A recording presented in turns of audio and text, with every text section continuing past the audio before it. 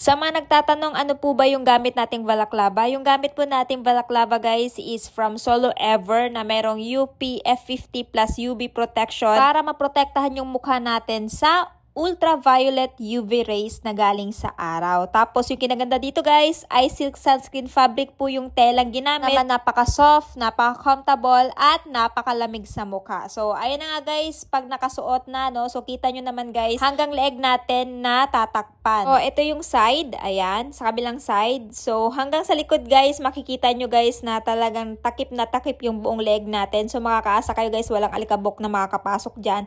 At ito yung itsura pag mayroon na tayong helmet na suot. O, di ba? Napakaangas. At the same time, guys, napakadali lang isuot yung helmet dahil nga silk yung fabric, dumudulas lang talaga sa mukha yung helmet na suot natin. Kaya naman, guys, kung naghahanap kayo ng budget-friendly pero high quality na balaklava na komportable at napakalamig sa mukha, I highly recommend this Solo Ever Balaklava. Kaya na pang hinihintay nyo habang available pa, mag-check out na!